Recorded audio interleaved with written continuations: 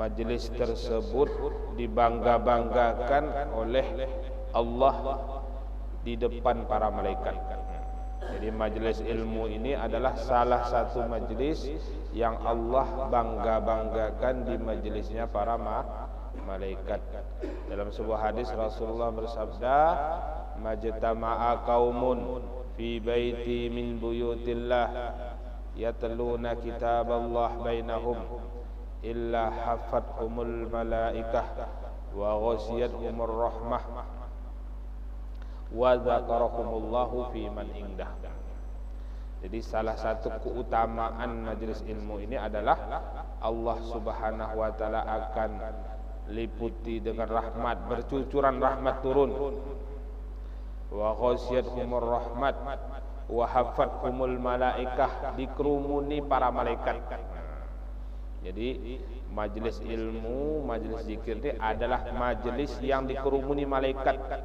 Dalam sebuah hadis dikatakan bahkan malaikat itu ada yang tugasnya keliling-keliling setiap hari mencari majelis ilmu, majelis zikir. Kalau ketemu, maka malaikat itu akan mengiklankan, akan menginformasikan, wahai sekalian malaikat, di sini ada majelis ilmu, di sini ada majelis zikir, kumpul-kumpul di sini. Sehingga semua malaikat yang masih bertebaran itu kumpul, duduk sama-sama di dalam majelis ilmu. Jadi kalau kita lihat ditampakkan oleh Allah majelis ilmu, majelis zikir itu, malaikat berkerumun di belakang kita sampai ke arasnya Allah. Apa manfaatnya kalau malaikat itu ikut nimbrung, ikut hadir dalam majelis kita? Maka sifat-sifat baik malaikat akan ketularan dengan kita. Jadi malaikat itu punya sifat mulia, punya sifat baik. Apa sifat mulia malaikat? Sifat baik malaikat di antaranya tidak pernah sedikit pun maksiat kepada Allah. Mudah taat. Nah, orang ketularan sifat malaikat, maka dia akan mudah untuk berbuat baik. Berbuat baik ringan, berbuat buruk berat. Sebaliknya orang-orang yang jauh dari ketularan sifat baik malaikat, berbuat maksiat semangat, ke masjid malas. Itu namanya jauh dari ketularan sifat baik malaikat. Jadi kita harapkan duduk-duduk dalam majelis ilmu, majelis zikir ini adalah mendapatkan tularan sifat-sifat baik daripada sifat malaikat. Dan malaikat itu kalau datang mesti membawa rahmat. Ya. Maka mudah-mudahan kita dalam majelis ini senantiasa dicucuri rahmat oleh Allah Subhanahu wa taala. Diampuni dosa-dosa kita, karena dalam sebuah riwayat juga dikatakan kumu maghfuran lakum qad buddilat sayiatukum hasanat. Siapa yang duduk dalam majelis ilmu, ketika selesai majelis itu, maka malaikat menyerukan, berdirilah kalian dalam keadaan dosa-dosa kalian diampuni. Jadi kalau kita duduk dalam majelis ilmu itu, kita berdiri selesai dari majelis itu, dosa-dosa kita juga bersih. Bahkan bukan hanya dosa-dosa bersih, dosa itu digantikan menjadi pahala. Makanya setan itu tidak rela orang itu duduk dalam majelis ilmu, dibuatnya panas pantatnya, dibuatnya tidak suka. Ya, berbeda kalau duduk di warung kopi. Semangat semua Pak ya. Kalau dalam majelis ilmu ini masya Allah berat ya, ngantuk, lelah, malas ya. Masya Allah. Karena apa? Setan tidak ridho kita paham agama. Kenapa? Kalau orang itu paham agama, maka setan uyuh menggodanya, uyuh menyesatkannya. Maka digodanya bagaimana? Jangan duduk dalam majelis ilmu sehingga tidak tahu mana yang benar, mana yang salah, sehingga tidak tahu mana yang halal, mana yang haram. Setan mudah godanya, sehingga melakukan perkara menurut akal dan nafsu. Lakukan ya bah, kata setan. Yang penting menurut nafsu kau benar, kerjakan. Padahal menurut Allah salah.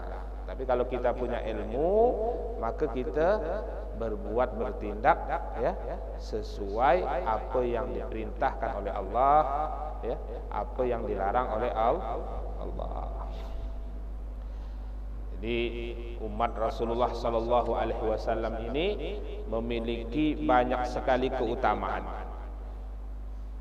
Di antara keutamaannya ya, sehingga saking banyaknya itu ada seorang ulama, dia mengarang kitab khusus keutamaan umat Nabi Muhammad sallallahu alaihi wasallam. Itu ada ulama di Mekah namanya Said Muhammad bin Alawi Al-Maliki. Itu termasuk gurunya para alim ulama di Indonesia ini. Jadi rata-rata para ulama-ulama yang terkenal di Indonesia ini itu biasanya muridnya Said Muhammad bin Alawi Al-Maliki. Nah, itu beliau mengarang kitab Khosaisul Ummati Muhammadiyah, kekhususan atau keutamaan umat baginda Nabi Muhammad sallallahu alaihi wasallam. Ini saking banyaknya bisa dikarang menjadi satu kitab. Jadi di antara keutamaan umat baginda Nabi sallallahu alaihi wasallam ini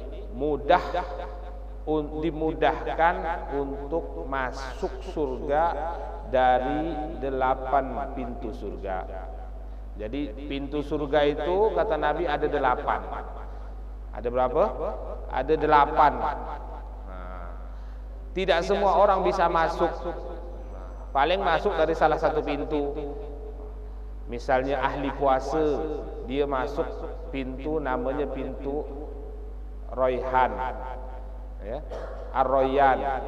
Nah, Jadi kalau orang itu sering puasa di dunia, maka dia masuk surga dari pintu Ar-Rayyan. Jadi orang itu dilihat amalan dia itu paling banyak tuh apa. Misal paling banyak puasa, masuk dari pintu yang namanya pintu khusus untuk orang yang banyak amalan puasanya, namanya Ar-Rayyan. Kalau banyak solatnya, masuk dari pintu surga yang namanya khusus untuk orang-orang yang banyak solatnya. Ini salah satu ya, amalan yang menyebabkan orang itu bisa masuk dari 8 pintu surga. Ini kita bacakan, mudah-mudahan bisa diamalkan sehingga di akhirat nanti kita bebas mau masuk surga dari pintu mana saja. Ini keutamaan umat Rasulullah, dimudahkan. Apa amalannya?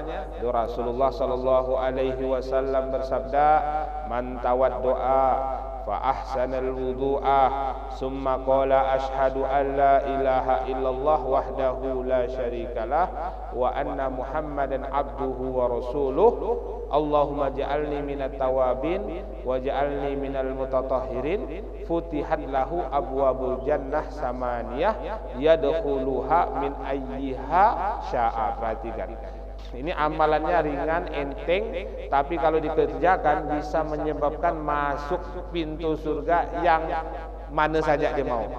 Masuk ke 88 dia pun bisa. Apa itu amalan?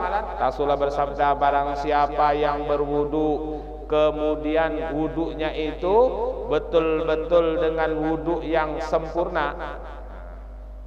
Jadi bukan hanya sekedar wudu, tapi wudunya wudu yang sempurna. Nah, orang itu bagaimana bisa sempurna wudunya? Mesti harus belajar, harus tahu caranya, harus tahu ilmunya, harus tahu rukunnya, harus tahu sunnahnya, harus tahu yang membatalkannya.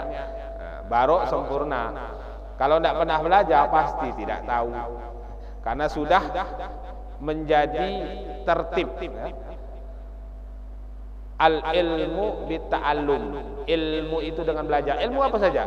Mau tahu bertukang, belajar nukang. Mau tahu buat lemari, belajar.